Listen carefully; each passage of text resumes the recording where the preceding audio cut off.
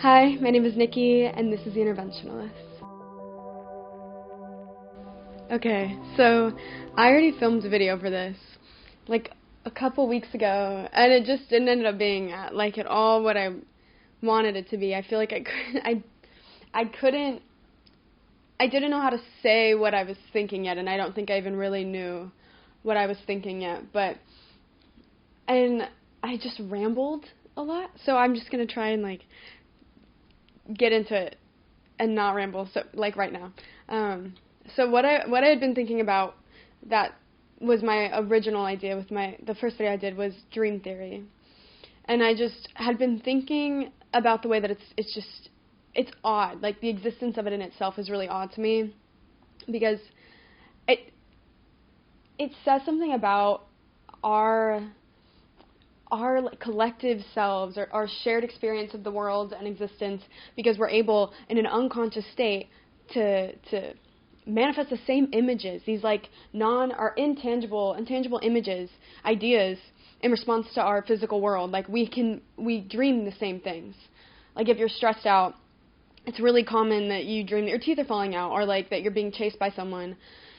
And the fact that we can even go online after having a dream and say, like, what does this mean? Or just Google, like, literally what the dream was. You'll find probably hundreds of people who've had the same dream, or at least one person. I feel like when I Google something like that and it's not coming up in, like, a normal article, I add Reddit to it, because whatever you've experienced, someone experienced on Reddit 10 years ago, I swear.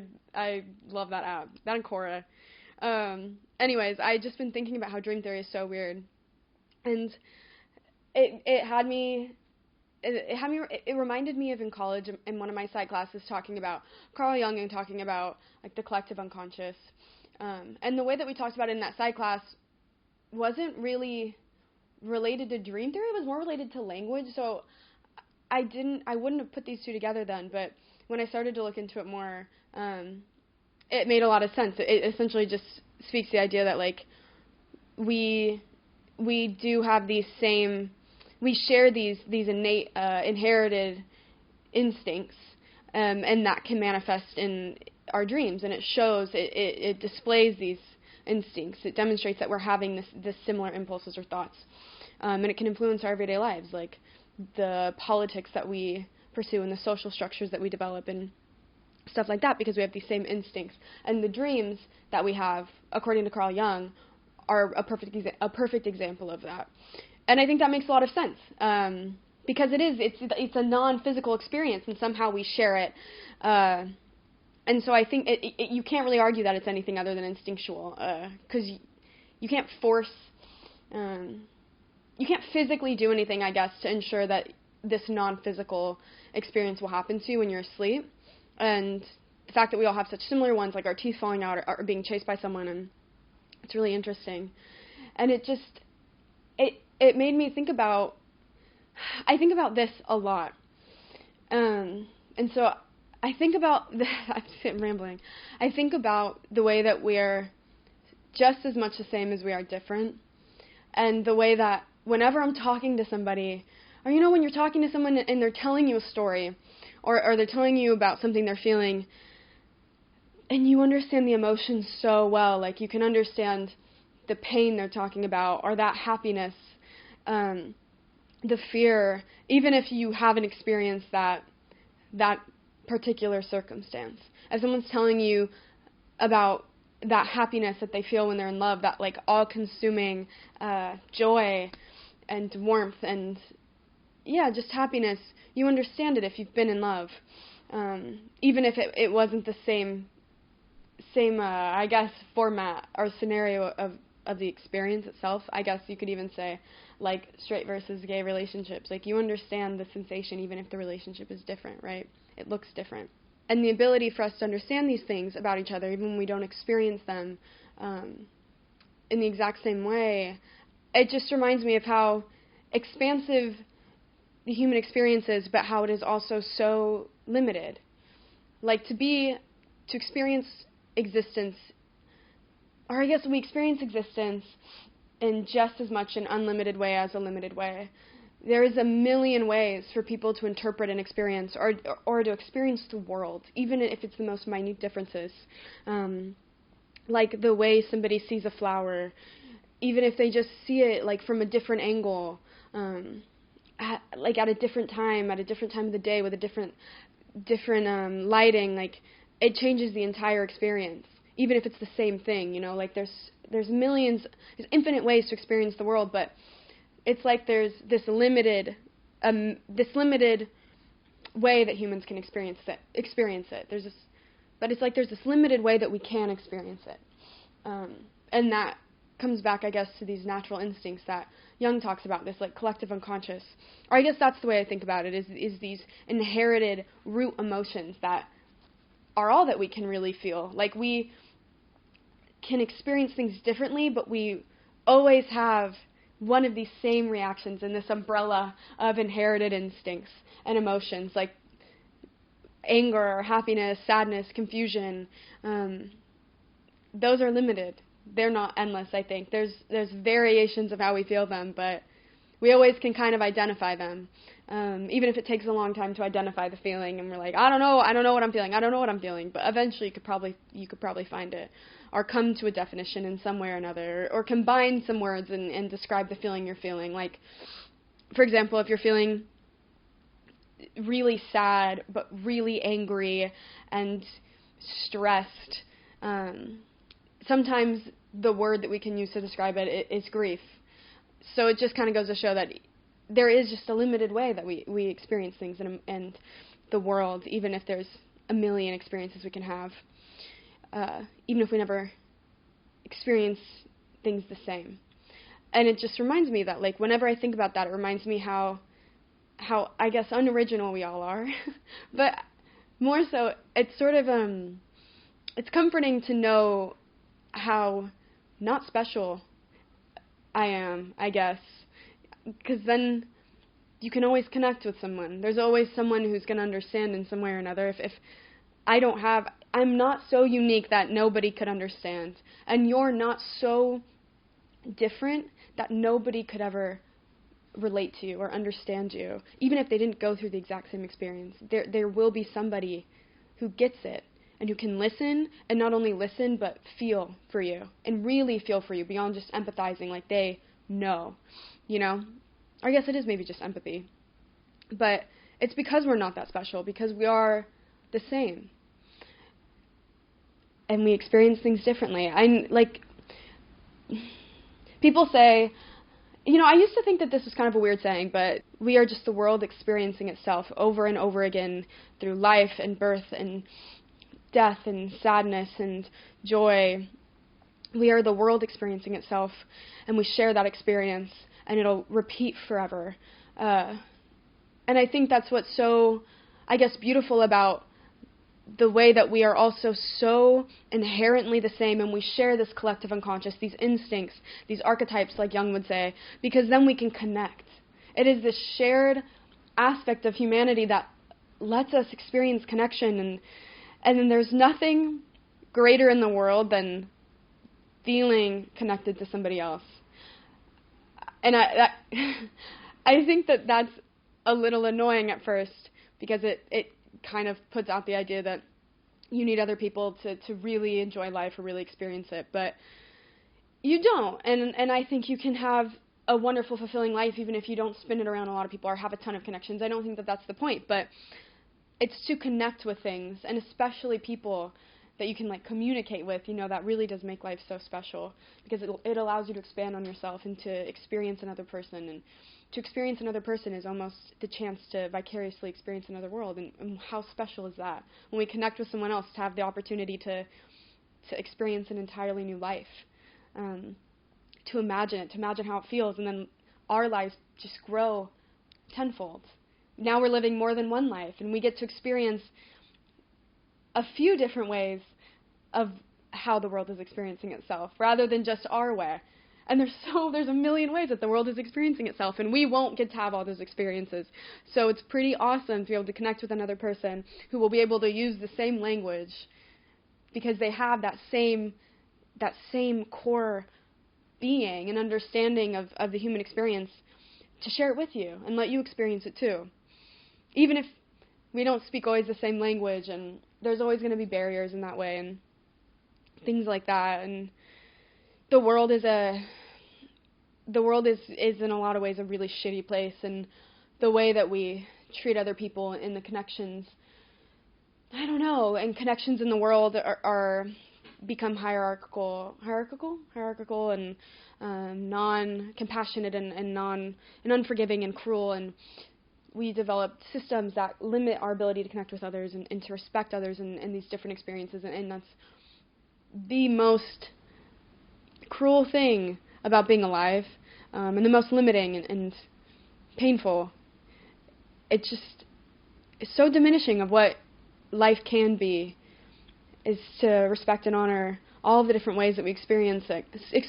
And yeah, I don't know why I even was thinking about this. I wasn't thinking about this when I was thinking about dreams, and I'm looking at the stream theory, and I guess it's maybe the reason I kind of got there is because Carl Jung talks about this collective unconscious, which has been so on my mind, and a series of archetypes. We have specific archetypes that can sort of explain our different instincts. There's a mother archetype, an anima, spiritual, and it's having a mother complex, or a healing archetype, but the spiritual one is develop mysticism as a way to explain the world and reality and experience. We have those natural instincts, right, to understand ourselves and the way that we respond to the world, and dreams and stuff like that. He describes it in archetypes, but the core idea of it is that we have this shared, inherited sense of self in the world. And at the end of the day, I guess the way that I understood it was that the way that we then go about interpreting these instincts, which is a subjective experience, because we experience life in a million different ways, and we all experience life differently in some way or another. We project these internal inherited instincts, these objective instincts in different ways, and they get projected into the world in different ways. And if they get projected into the world in a hateful way, like a mother complex, right? It could be the way that a boy sort of idolizes his mother or seeks relationships that remind him of his mother, or for women it could be the idea of never wanting to be like their biological mother. And it can go one of two ways. I think it can make you an abusive person, maybe a man abusive to his mother or other women, or a woman who's not trying to be like her biological mother being really self-destructive as a result, or maybe being really successful in trying to heal herself and not repeat negative patterns, stuff like that. But it's the way that we project it into the world, into our collective conscious, that really determines the way that the world works. So that's when we stop connecting with other people, because we have different understandings of ourself and our self-awareness and self-knowledge. So we lose that ability to connect and to respect other people and to really embrace what it means to have this shared sense of self, and to share experiences in the world and not become hateful. And so I was thinking a lot about how, I ramble. I know I'm rambling, but so this collective unconscious, and we have this shared identity, and these shared instincts. And I started to think of it, in this way of we're just as the same as we are different, and it allows us to share these emotions and connect with one another and describe our world and let somebody in on it. But it also reminded me of the theory of forms by Plato. I don't know why these all I don't even know if these are going to make sense when I'm talking about this. It could really not make sense, but in my head it makes sense. It reminded me of the theory of forms, because in the theory of forms, it's Plato's idea that it's trying to argue that there's objectivity in the world, that life isn't purely subjective. And in the theory of forms, it's the idea that there's an objective thing for everything, whether it's it's objectively perfect thing for everything that exists in some non-physical, intangible world.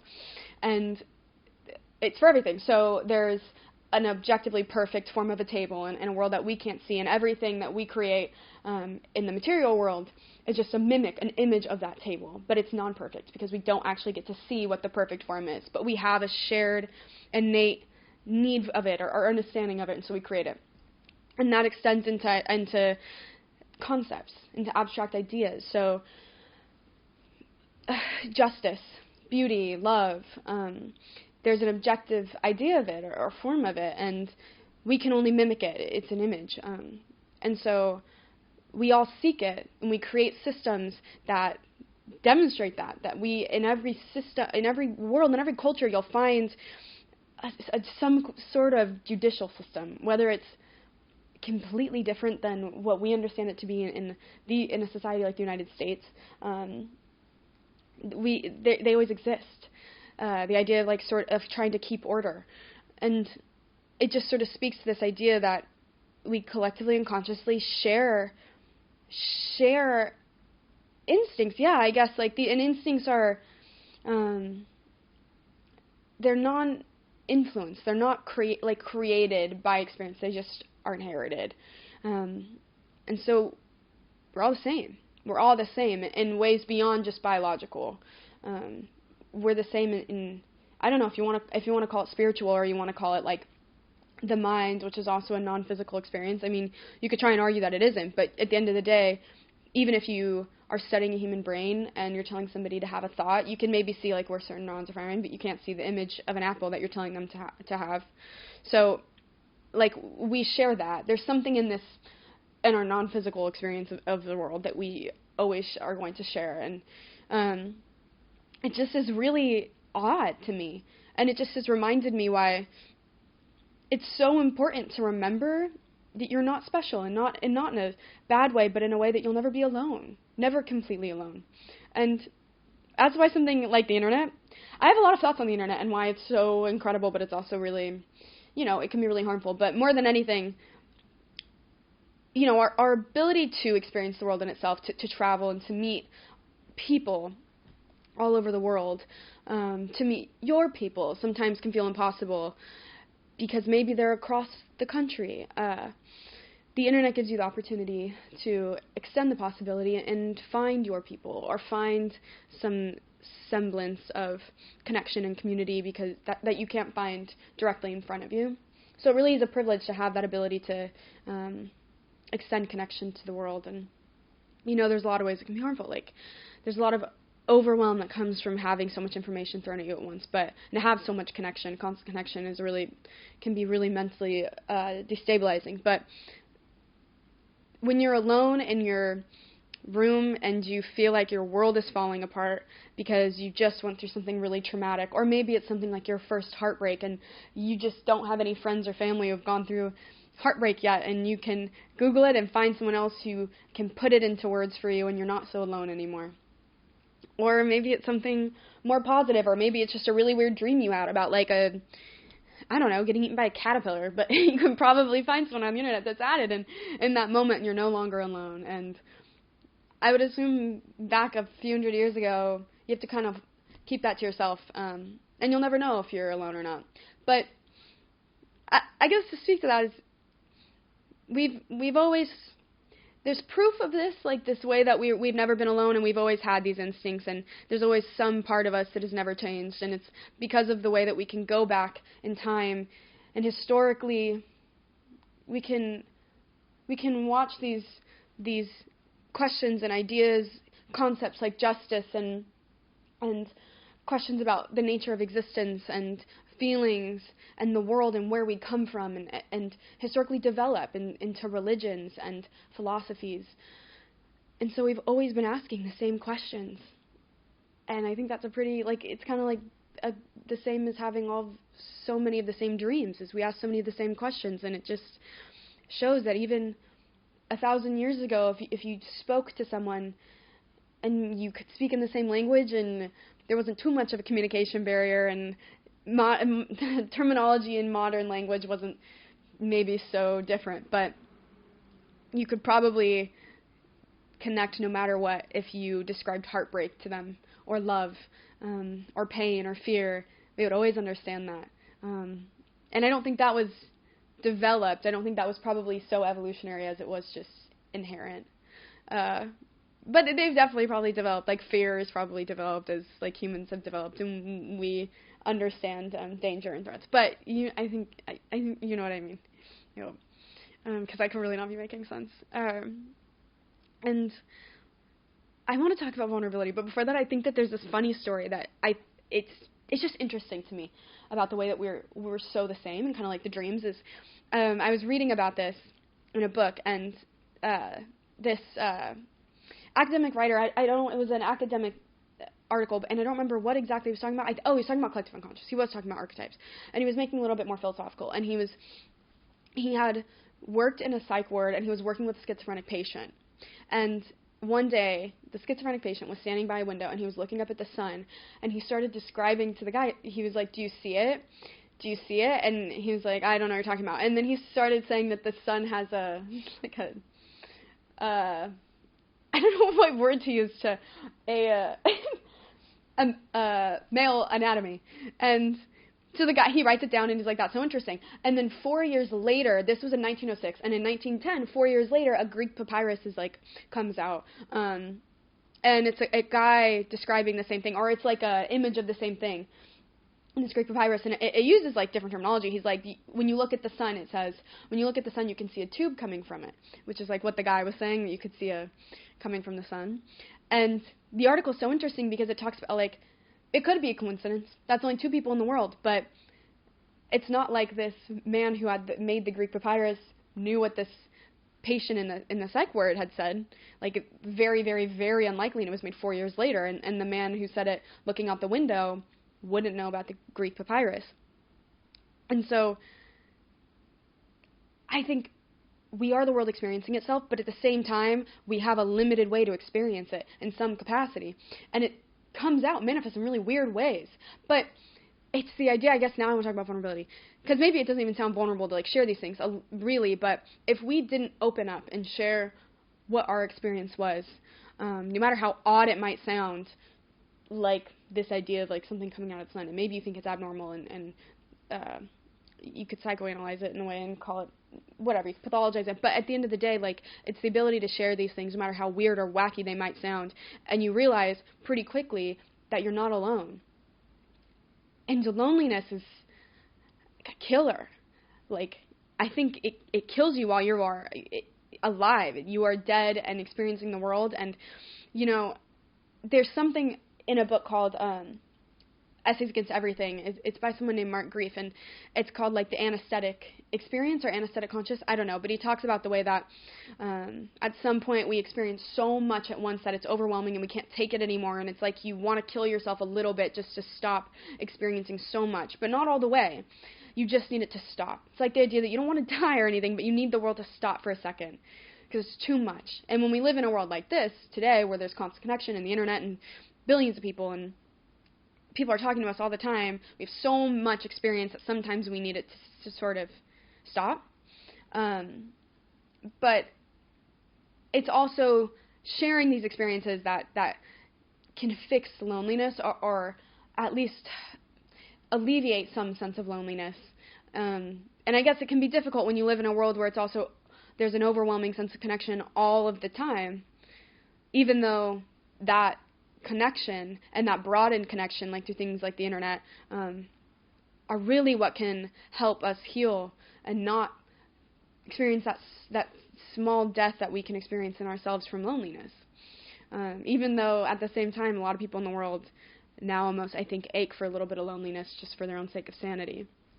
And I don't know if people hundreds of years ago who had less coming at them all of the time, less information, felt the same way. So our experiences of the world, while we experience really similar innate emotions, it does, it progresses over time, and it changes.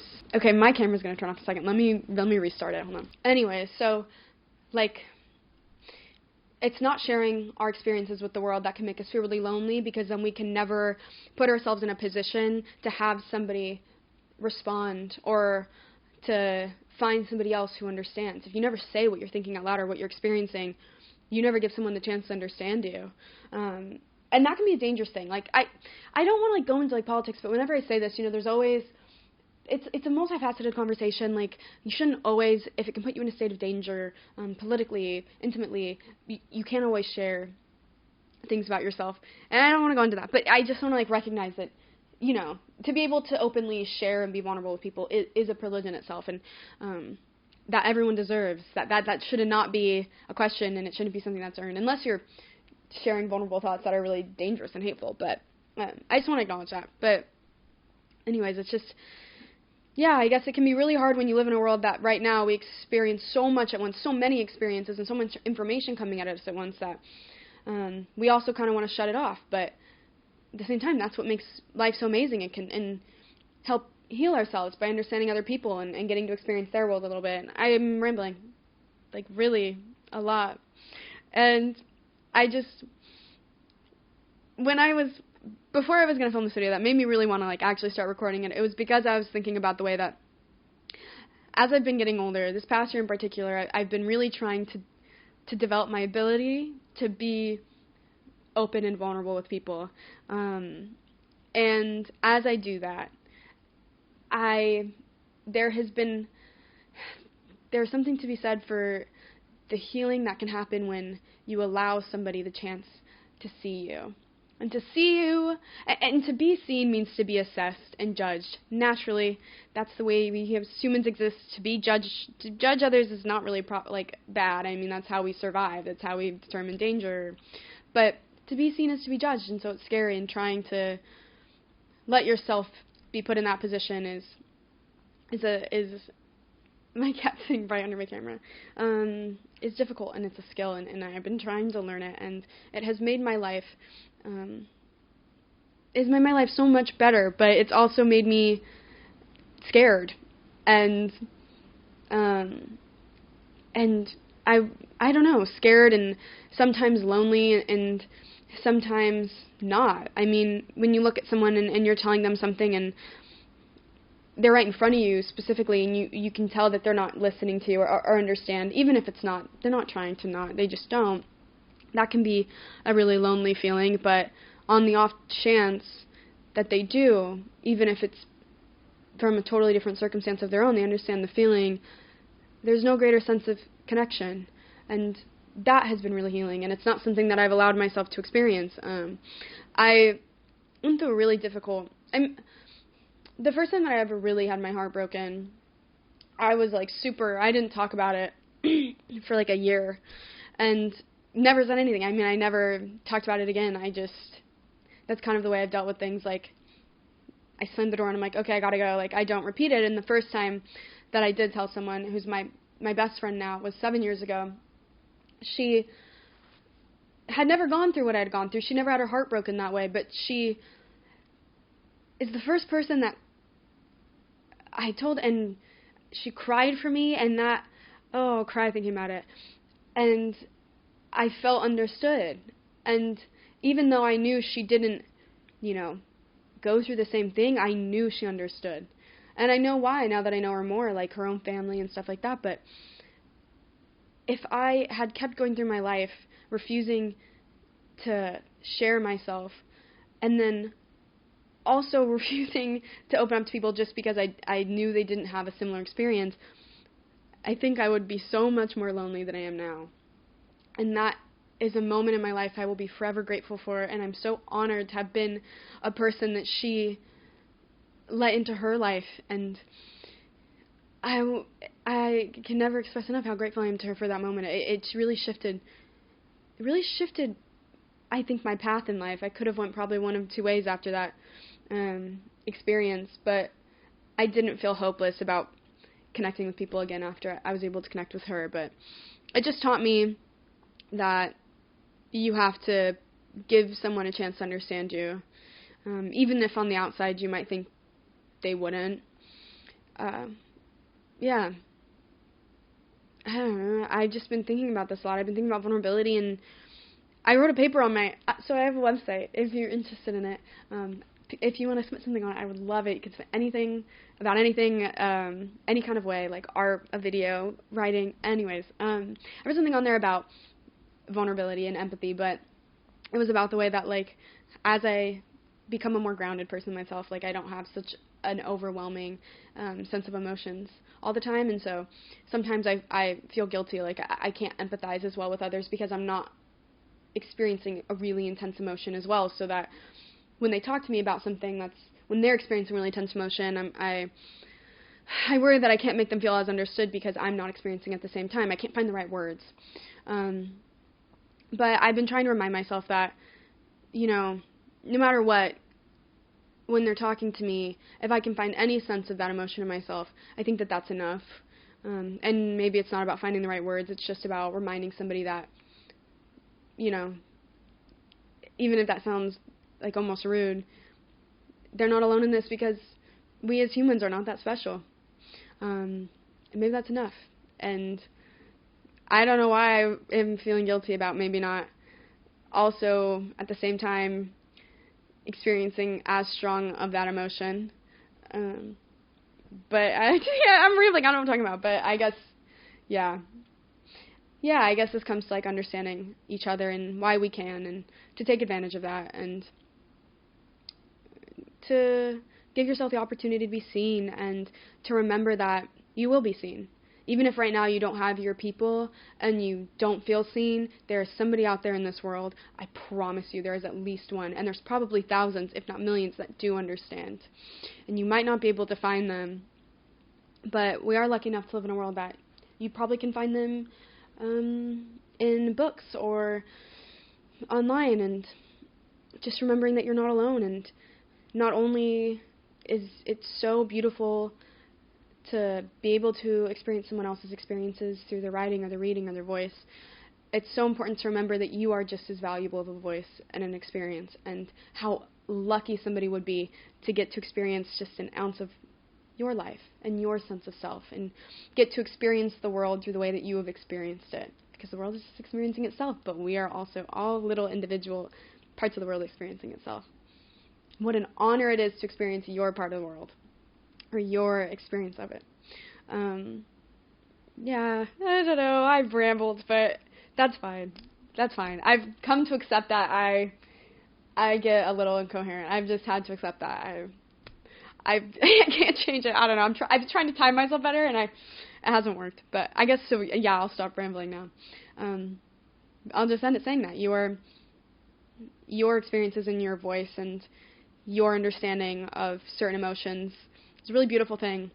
And I don't know, the way that you can describe love is like no other way that somebody could describe love. There will be no identical way for someone to describe love. So to let somebody get to experience your little description of it, or any emotion, is a really special thing.